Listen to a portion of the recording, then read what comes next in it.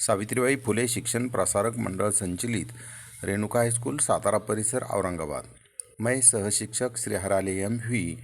हिंदी विषय में आप सभी का मैं स्वागत करता हूं।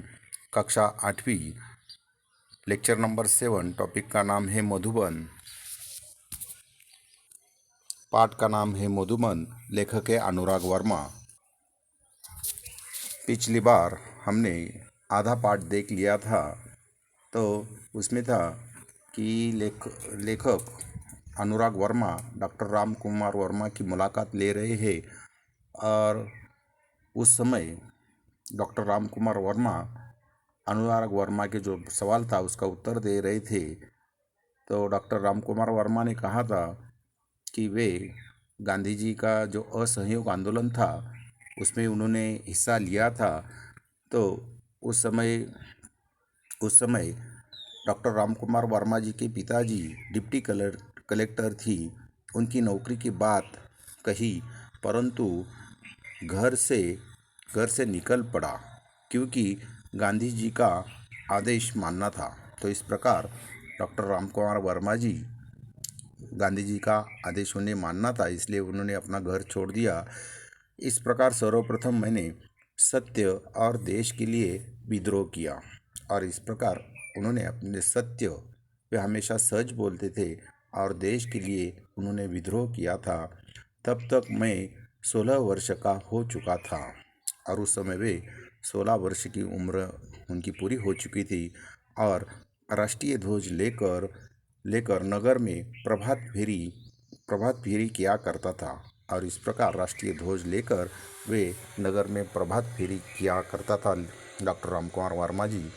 ये बात सन 1921 की ही है और ये जो बात है 1921 की है और इसी समय मैंने देश प्रेम पर एक कविता लिखी।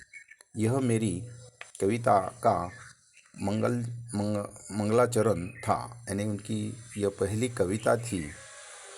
प्रश्न फिर से एक बार अनुराग वर्मा डॉक्टर राम कुमार वर्मा जी से प्रश्न पूछ रहे हैं, आप मध्य प्रदेश से उत्तर प्रदेश कैसे आए? तो उनका सवाल था, आप मध्य प्रदेश छोड़कर उत्तर प्रदेश कैसे आए?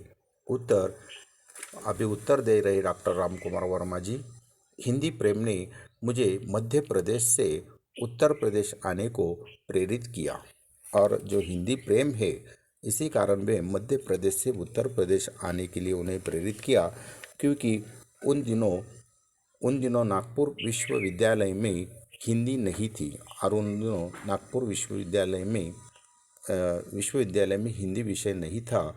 सन 1925 में मैंने इंटर की परीक्षा उत्तीर्ण की। इस प्रकार डॉक्टर राम कुमार वर्मा जी ने 1925 की ईस्वी में जो इंटर की परीक्षा है वो उत्तीर्ण की। तत्पश्चात उच्च शिक्षा हेतु प्रयाग विश्वविद्यालय में प्रवेश लिया और उच्च शिक्षा प्राप्त करने के लिए उन्होंने प्रयाग विश्वविद्यालय में प्रवेश लिया। मैंने इसी विश्वविद्यालय से एमए की परीक्षा प्रथम श्रेणी में उत्तीर्ण की और इसी विश्वविद्यालय से डॉक्टर राम कुमार वर्मा जी ने एमए की परीक्षा उत्तीर्ण की है। मैंने देखा कि डॉक्टर साहब के चेहरे पर गंभीरता के भाव साफ प्रतिबिंबित हो रहे हैं कि उनका चेहरा, जो डॉक्टर साहब राम कुमार वर्मा, उनके चेहरे पर गंभीर भाव दिखाई दे रहा था। ऐसा प्रतीत हो रहा था जैसे वे अपने अतीत में खोए से गए हैं और ऐसा लग रहा था जो भूतकाल है, अतीत में वे खो गए हैं। मैंने पुनः सवाल किया और फिर से डॉक्टर अनुराग वर्मा ने डॉक्टर राम कुमार वर्मा से सवाल किया। प्रश्न पूछ रहे वे, प्रश्न, डॉक्टर साहब, प्रायः ऐसा देखा गया है कि कवियों एवं लेखकों के जीवन में उनका लौकिक प्रेम पारलौकिक प्रेम में बदल गया। क्या आपके साथ भी ऐसा हुआ है? प्रश्न चिन्ह। तो इस प्रकार का प्रश्न डॉक्टर राम कुमार वर्मा जी ने डॉक्टर अनुराग वर्मा ने डॉक्टर राम कुमार वर्मा से ऊपर का प्रश्न पूछा है। अब डॉक्टर राम कुमार वर्मा जी उसका उत्तर दे रहे हैं। उत्तर, अनुराग जी, प्रेम मनुष्य की एक प्राकृतिक प्रवृत्ति है और जो मनुष्य में प्रेम है वो प्राकृतिक रूप से उसमें विद्यमान होता है। सन 1926 में मेरा विवाह हो गया और डॉक्टर रामकुमार वर्मा जी बता रहे हैं कि उनका विवाह 1926 की ईस्वी में हो गया और मैं गृहस्थ जीवन में आ गया और इस प्रकार पारिवारिक जीवन में वे आ गए। अब मुझे सात्विकता एवं नैतिकता से प्रेम हो गया और इस प्रकार डॉक्टर रामकुमार वर्मा जी को सात्विकता एवं नैतिकता से प्रेम हो गया। मैंने इसी समय यानी सन 1930 में कबीर का रहस्यवाद लिखा और इस प्रकार डॉक्टर रामकुमार वर्मा जी ने 1930 की ईस्वी में कबीर के जीवन पर कबीर का रहस्यवाद लिखा है। इतना अवश्य है कि मेरे जीवन में कुछ अनुभव मेरे जीवन में इतना इतना अवश्य है कि मेरे जीवन के कुछ अनुभव कविता के माध्यम से प्रेषित हुए। मुझे बचपन से ही अभिनय का शौक था और इस प्रकार डॉक्टर रामकुमार वर्मा जी को बचपन से ही अभिनय करने का बहुत शौक था। चाव यानी शौक यानी उनकी जो शौक यानी प्रेम था, उन्हें अभिनय करने का अच्छा शौक था और प्रायः उत्सवों के अवसर पर नाटकों में भाग भी लिया करता था। और जब उत्सव होते हैं, जैसे यानी उदाहरण के तौर पर बता रहा हूँ, गणेश उत्सव हो या अन्य प्रकार के उत्सव हो, दिवाली का उत्सव हो, तो इन उत्सवों के अवसर पर नाटकों में भाग भी लिया करता था। मैंने बात आगे बढ़ाई और इस प्रकार अनुराग वर्मा जी ने बात आगे बढ़ाई।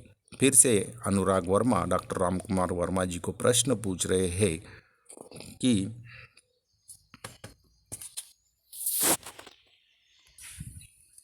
अनुराग वर्मा प्रश्न पूछ रहे हैं डॉक्टर रामकुमार वर्मा जी से कि डॉक्टर साहब, देश की राजनीतिक स्थिति के बारे में आपकी क्या राय है और जो देश की राजनीतिक परिस्थिति है उनके बारे में आपकी क्या राय है, क्या विचार है, ऐसा प्रश्न पूछा है। उत्तर दे रहे डॉक्टर रामकुमार वर्मा जी, मैं राजनीति से हमेशा दूर रहा और जो राजनीति है उससे डॉक्टर रामकुमार वर्मा जी से दूर दूर रहे हैं, क्योंकि आज की राजनीति में स्थिरता का अभाव है और इसका अनुभव हम भी ले रहे हैं कि आज की जो राजनीति है उसमें स्थिरता का अभाव है। यानी जो बनाई हुई सरकार है कभी गिर सकती है, कभी फिर उसमें बदलाव हो सकते हैं, तो ये हम भी नहीं कह सकते।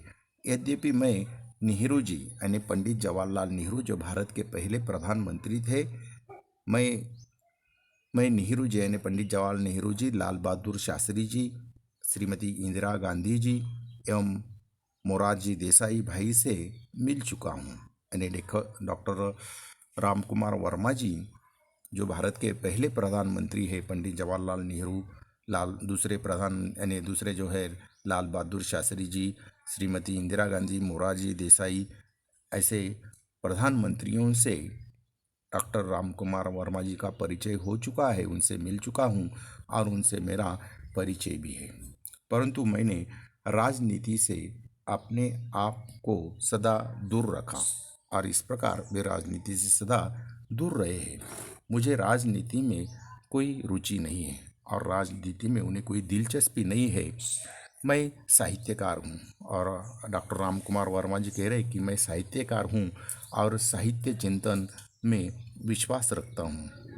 इतना कहते हुए डॉक्टर साहब ने घड़ी देखी और बोले, अनुराग जी, मुझे 11:30 बजे एक कार्य से जाना है। और इस प्रकार डॉक्टर रामकुमार वर्मा जी ने घड़ी देखी और अनुराग वर्मा जी से उन्होंने कहा कि मुझे 11:30 बजे एक जरूरी कार्य में जाना है। तत्पश्चात उन्होंने मुझे एक कुशल अभिभावक की भांति आशीर्वाद देते हुए विदा किया और इस प्रकार वहाँ से अनुराग वर्मा जी चले गए हैं और यहाँ पर उनकी ये मुलाकात समाप्त हो गई है। शब्द वाटिका संगोष्ठी किसी विषय पर विशेषज्ञों का चर्चा सत्र, तालीम यानी शिक्षा अथवा उपदेश, मुहावरे, ज्वार उठना, विचारों की हलचल। दूसरा मुहावरा है सकते में आना, घबराना अथवा अति भयभीत होना। Thank you. Next lecture, lecture number 8, topic name, जरा प्यार से बोलना सीख लीजिए। इस कविता का हम बाद में अध्ययन करने वाले हैं।